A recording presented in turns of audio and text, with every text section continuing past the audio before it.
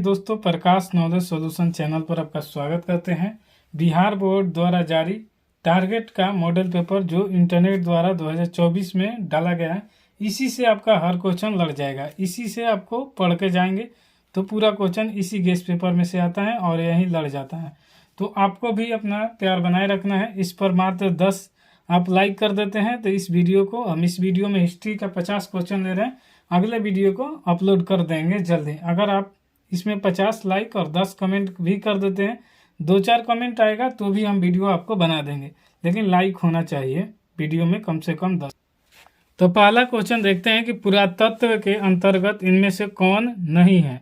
तो पुरातत्व के अंतर्गत साहित्य, अभिलेख और सिक्के ये तीनों आते हैं। भग्नावशेष नहीं आते हैं। तो ऑप्शन नंबर डी आपका राइट आंसर हो जाएगा। वीडियो में कोई प्रॉब्लम होता है तो आप कमेंट कीजिएगा।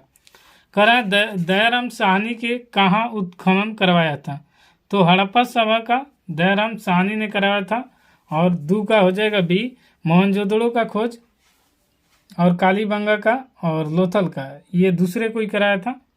और अगर पूछ लेता है कि मोहनजोदड़ो को कौन किए थे, तो ये राखल दास बनर्जी किए थे। कब किए थे? तो 1922 ईस्वी में किए थे।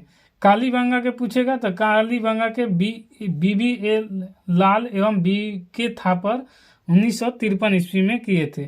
लोथल का अगर पूछ लेता है तो आपको रंगनाथ राव ने किया था। और ये कब किए थे? तो ये 1955 एवं 1962 के बीच में किए थे।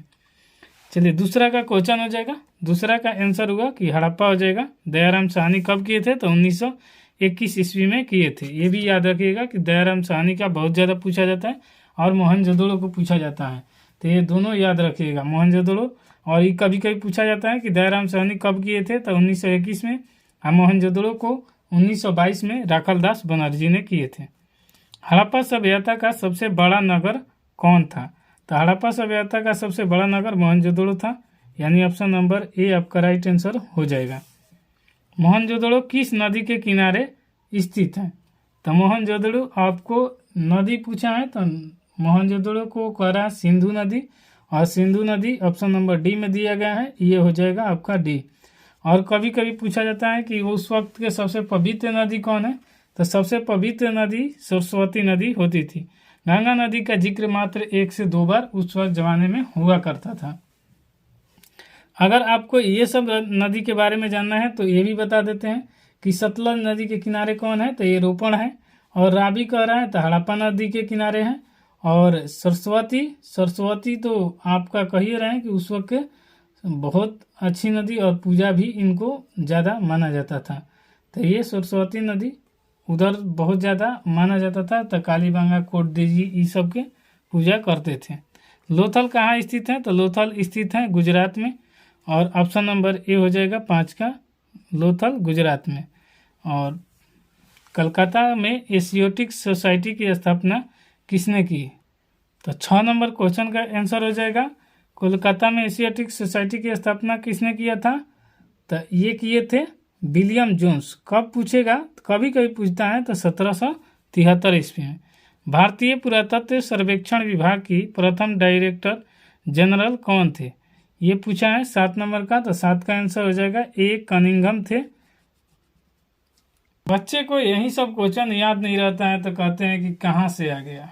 अरे पढ़ोगे नहीं तो याद कहाँ से होगा? पढ़िए, पढ़ेंगे तब तो याद होगा। ज़्यादा रिवीजन कीजिए, रिवीजन ही तो मेन कारण है। आप रिवीजन नहीं करते हैं तो भूल जाते हैं, और भूलने की सबको बीमारी होती है। याद ना पढ़ेंगे तो अपने बाबा दादा को भूल जाते हैं लोग, देखते नहीं हैं। तो रिवीजन करेंगे उतना याद रहेगा, ना रिवीजन करेंगे तो किसी को भूलते कोई देरी नहीं करता है। आप याद कीजिए कि नाना नानी अगर चल गए हैं ऊपर तो बस उनको भी भूल जाते हैं। 8 नंबर कह रहा है कि मुद्रा राक्षस किसने रचित किया था? तो मुद्रा राक्षस के लेखक हैं Vishakha Datta. Option number C हो जाएगा राइट आंसर। प्रयाग प्रशस्ति किसकी उपलब्धियों का उल्लेख है? तो प्रयाग प्रशस्ति समुद्रगुप्त के प्रशस्तियों का उल्लेख है। 9 का आंसर हो जाएगा आपका डी, ऑप्शन नंबर डी में दिया हुआ है। आपको कोई दिक्कत हो तो कमेंट कीजिए। सारा ऑप्शन का हल इसलिए नहीं करें क्योंकि वीडियो हल लंबा हो जाएगा। 10 करें, अशोक के कलिंग युद्ध का उल्लेख किस शिलालेख में मिलता है? तो ये मिलता है आपका 10वें शिलालेख में। 11 नंबर क्वेश्चन कर रहा है कि प्राचीन भारतीय इतिहास के कौन सा काल स्वर्ण युग के नाम से जाना जाता है। तो ये गुप्त काल स्वर्ण युग के नाम से जाना जाता है।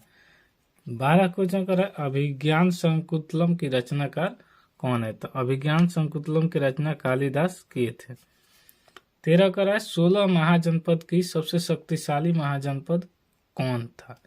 तो 13 का आंसर हो जाएगा ये मगध सबसे शक्तिशाली जनपद था। एलोरा के कैलाश मंदिर का किस राजवंश ने बनवाया था। तो ये 14 का हो जाएगा डी यानी राष्ट्रकूट ने बनवाया था। 15 का है कि महाभारत का युद्ध कुरुक्षेत्र के मैदान में कितने दिन चला। तो ये तो आपको आसान क्वेश्चन लगेगा क्योंकि आपको ही पता होगा। 18 दिन चला था। तो 15 का ऑप्शन नंबर सी हो जाएगा। 16 नंबर कर रहा है कि महाभारत की रचना किस भाषा में हुई है। तो महाभारत की रचना संस्कृत भाषा में हुई है यानी ऑप्शन नंबर डी आपका राइट आंसर हो जाएगा। 17 कर रहा है कि वेद व्यास ने किसकी महाकाव्य की रचना की थी। तो महाभारत की और रामायण के वाल्मीकि किए थे। तो इसमें वेद व्यास महाभारत के हो जाएगा यानी ऑप्शन नंबर ए। वेदों की संख्या कितनी है। तो वेदों की संख्या है 4। कौन कौन। तो ऋग्वेद, यजुर्वेद, अथर्ववेद और सामवेद। तो ये हो जाएगा आपका बी आंसर 18 का।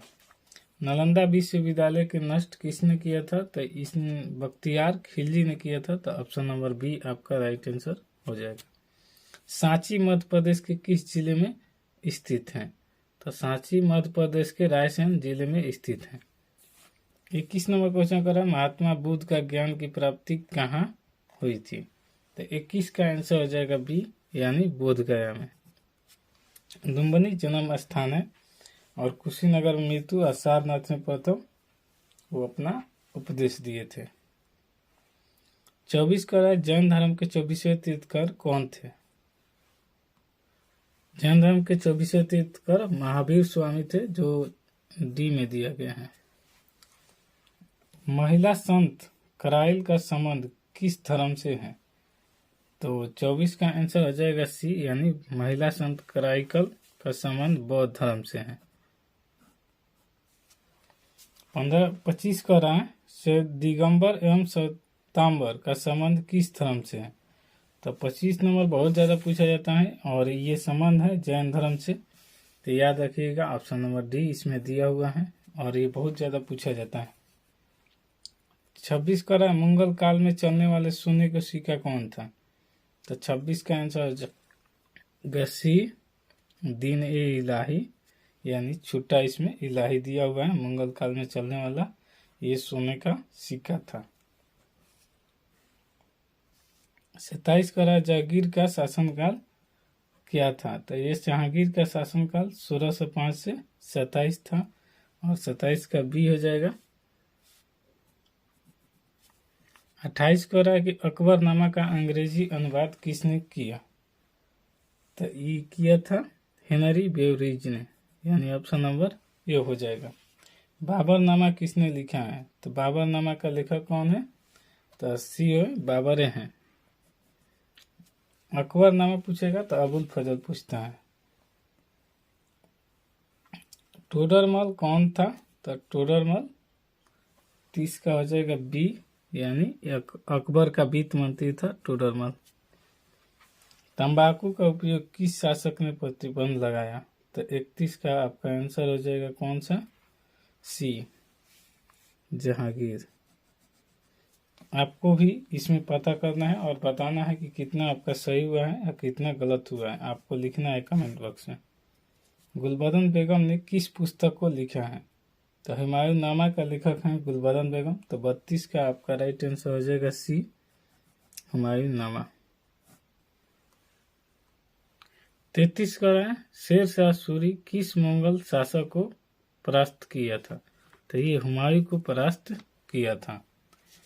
1529 ईस्वी में घाघरा युद्ध किसके बीच लड़ा गया था। तो 1529 का पूछा गया है कि घाघरा का युद्ध कब लड़ा गया था। तो ये लड़ा गया था बाबर एवं राणा सांगा के बीच, जिसमें बाबर की विजय हुई थी, राणा सांगा की हार हुई थी। अकबर का संरक्षक कौन था? तो अकबर का संरक्षक कौन था? 35 का आंसर हो जाएगा ए, यानी बैरम खां था जो अकबर का संरक्षक था। 36 नंबर पर है कि फतेहपुर सीकरी का बुलंद दरवाजा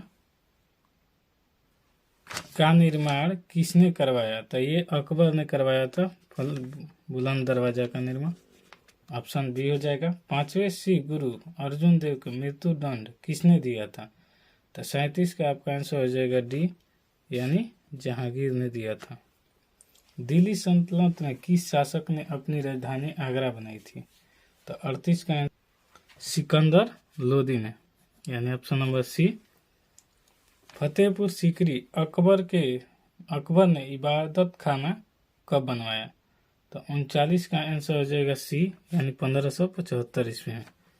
16 कुल की नीति किसने अपनाई? तो 40 का आंसर हो जाएगा सी, यानी अकबर ने। अकबर इसीलिए महान माना जाता था क्योंकि इतना सारा काम कराया था। हरिहर और बुक्का विजयनगर की स्थापना कब की? तो 41 का मोस्ट वीवीआई क्वेश्चन है और ये दोनों संगम वंश में बहुत अच्छे विजयनगर के स्थापना किए थे। दोनों भाई थे और 1336 ईस्वी में किए थे। तो 41 का आपका बी आंसर हो जाएगा। तेनालीराम का संबंध किस राजवंश से था? तो 42 का आंसर हो जाएगा ए, यानी विजयनगर साम्राज्य से था। 43 कह रहा है कि विजयनगर साम्राज्य का पहला शासक कौन था? तो विजयनगर साम्राज्य का पहला शासक हरिहर था। ऐसे तो देता है कि हरिहर और बुक्का, तो दोनों देता है, लेकिन हरिहर दिया है तो पहले हरिहर को मारेंगे। आगे पूछ रहा है 44 का अमुक्त मलयालम किसने लिखा है? मोस्ट वीवीआई क्वेश्चन है इसमें। 44 का आंसर हो जाएगा सी, यानी सदा शिव राय। इसको नाम पूरा है कृष्ण सदाशिव राय। विरूपाक्ष मंदिर कहाँ स्थित है? तो 45 का आपका आंसर हो जाएगा ए, यानी हम्पी में स्थित है विरूपाक्ष मंदिर। विजयनगर से आने वाला पहला विदेशी यात्री कौन था? तो 46 का आंसर हो जाएगा सी, यानी डोमिंगो पोइस था जो विजयनगर में पहली बार आया था और यह विदेश के था, इटली के निवासी था। सदाशिव राय विजयनगर साम्राज्य के किस वंश का शासक था? तो 47 का आंसर हो जाएगा सी, यानी तुलु वंश का था शासक। महिला संत आंडाल किसकी उपासिका थी? ये पूछा जाता है, आप याद कर लेंगे इसको। 48 नंबर क्वेश्चन। तो 48 का ये हो जाएगा, यानी शिव का उपासक थी। कबीर का जन्म कहाँ हुआ? तो कबीर का जन्म हुआ था काशी में। काशी कहाँ है? बनारस में। 50 आज का ये लास्ट क्वेश्चन है। अगर आप वीडियो को सपोर्ट करते हैं, लाइक शेयर करते हैं, तो आपको अगले वीडियो मिलेगा। नहीं करते हैं तो फिर वीडियो देखा जाएगा। तो 50 का कह रहे हैं कि खालसा पंथ की स्थापना किसने किया था? तो ये गुरु गोविंद सिंह ने किया था। उम्मीद है कि वीडियो आपको पसंद आएगा, तो लाइक शेयर सब्सक्राइब जरूर कर लीजिएगा।